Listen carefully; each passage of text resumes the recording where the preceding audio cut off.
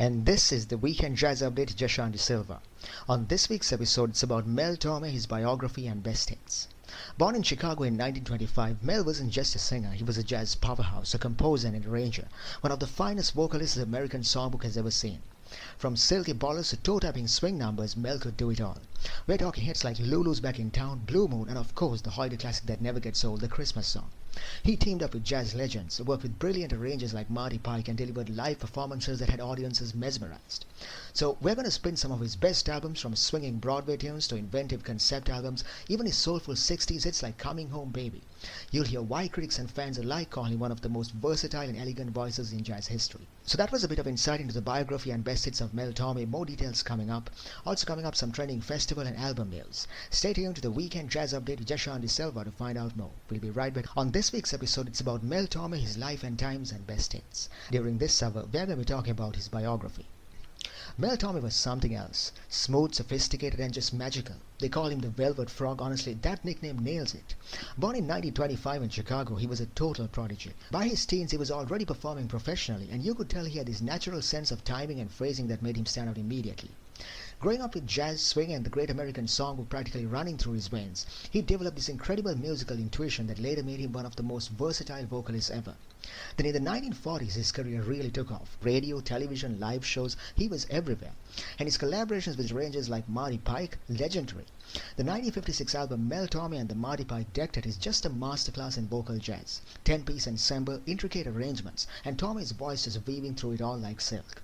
And he didn't stop there. He did themed albums too, like Swinging on the Moon and I Dig the Duke, I Dig the Count, where he takes on Ellington and Basie, paying tribute while still leaving his own signature on every note. The greatest thing is how he could do it all. Broadway tunes, straight up jazz, even soul-infused stuff like Coming Home Baby, and still sound like Mel Tormé. And his live shows, especially at the Crescendo Club in Los Angeles, you can almost feel the energy, the charisma, the improvisation. He had this way of making every song feel alive, like he was performing just for you.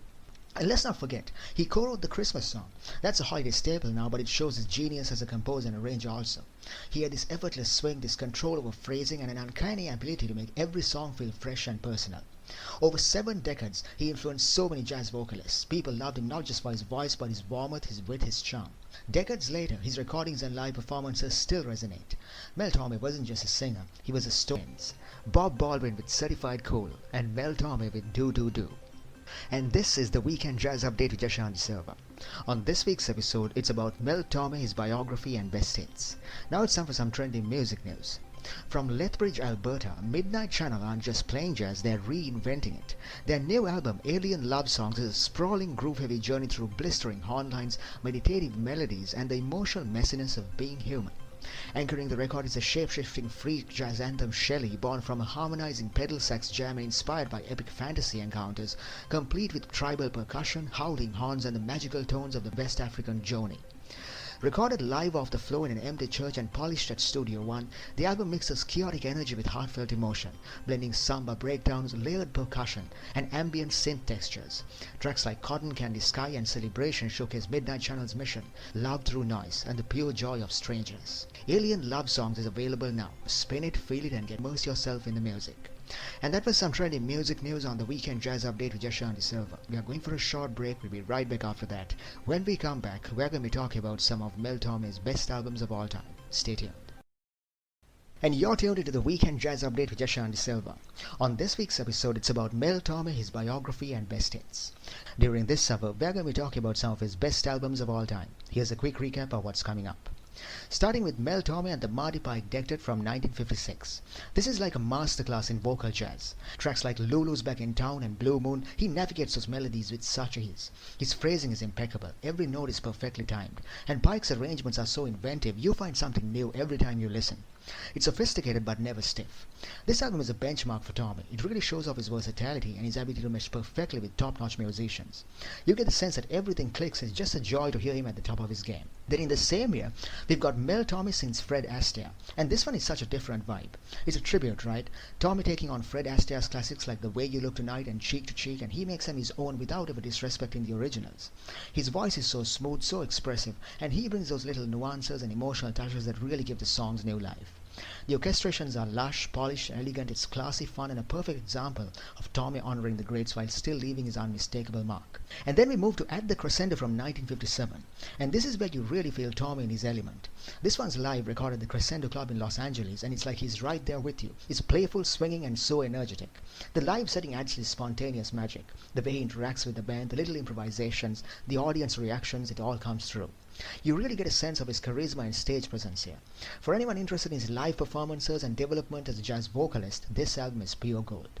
And that was a quick insight into what's coming up. And this is the Weekend Jazz Update with Jashan De Silva. On this week's episode, it's about Mel Tormé, his biography and best hits. During this hour, we're going to be talking about some of his best albums of all time. Mel Tormé and the Marty Pike Dectet from 1956. It's like a masterclass in vocal jazz. So Tormé teamed up with Marty Pike, who was an absolute genius when it came to arrangements. And the Dectet, that was a 10-piece ensemble. It's not just a band, it's like a whole conversation happening behind him. Every instrument has its moment, but it never overshadows him. And his baritone, smooth as silk. You can listen to tracks like Lulu's Back in Town or Blue Moon. It's like he's floating over the music. What I really love about this album is how inventive the arrangements are. You can hear Pike's fingerprints everywhere. The way the harmonies shift, the little rhythmic surprises, the way the band responds to Tommy's phrasing. It's smart, it's sophisticated, but it's never stuffy. There's so much life in it. Critics often talk about how cohesive the whole album feels, and I totally get that. It's like every song is a part of this bigger story, and yet each one can stand alone as a gem. This album is a benchmark in Tormé's career. It really shows off his versatility. He can swing, he can croon, he can take on fast-paced numbers on a smooth ballad and make it its own. And the way he meshes with the Dectet is like listening to a conversation between musicians who completely get each other. If you're into vocal jazz or just want to hear how big band arrangements evolved in the 50s, this album is a must listen. It's classy, it's fun, it's technically brilliant, it's also warm and human. Tormé had this way of making you feel like he's singing just to you, even with 10 incredible musicians backing him. The next one's called Mel Tormé Sings Fred Astaire from 1956, and this one is just pure delight. You think covering a legend might be intimidating, right? Tormé doesn't just cover them, he reimagines them. And his vocals, smooth, effortless, completely expressive. Take The Way You Look Tonight or Cheek to Cheek. He doesn't just sing the notes, he plays with them. He makes you feel like you're hearing them for the very first time. There's so much nuance in his phrasing, so much emotion packed into every line that you can't help but lean in and just listen. Some people might argue, oh, but Astaire's versions are the originals. Sure, but here's the thing. Tormé isn't trying to replace Astaire. He's paying tribute. He respects the material completely, but he also adds his own flair.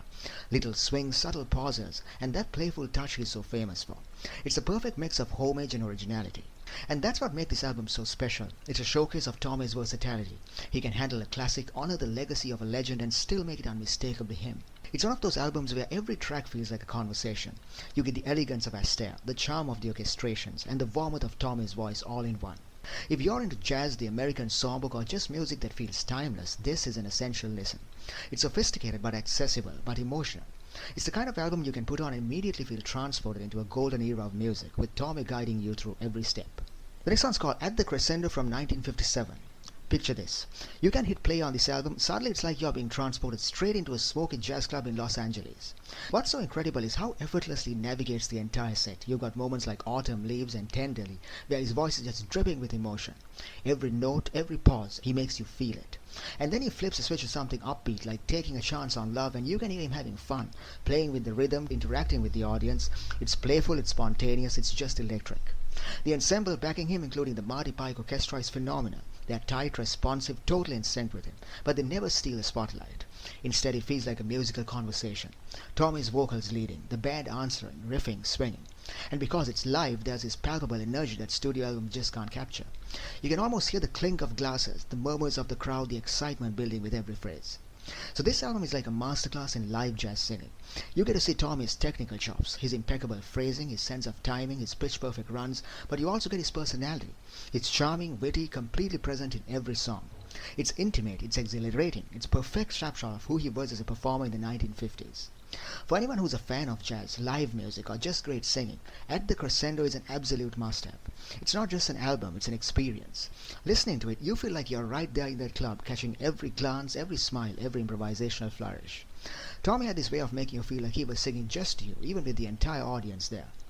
That was some insight into some of Mel Tormé's best albums of all time, and this is the Weekend Jazz Update with Jashan De Silva. We are going for a short break, we'll be right back after that. Here's Mel Tormé with You're Getting to Be a Habit, and this is the Weekend Jazz Update with Jashan De Silva.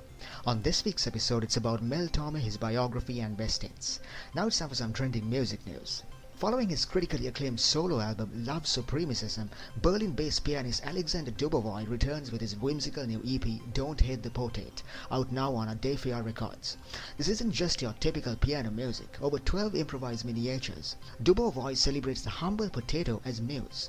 Recorded live in Berlin by Hans Bilger, the EP captures both the intimate immediacy of a solo piano session and the quirky joy of one of history's most underappreciated vegetables. The album isn't just about humor, it's about exploring form, structure, and the piano's expressive possibilities. So whether you're a classical jazz fan, a jazz enthusiast, or just love a good potato joke, this electronic play invites you to listen differently. Don't hate the potato, love it, spin it, and enjoy.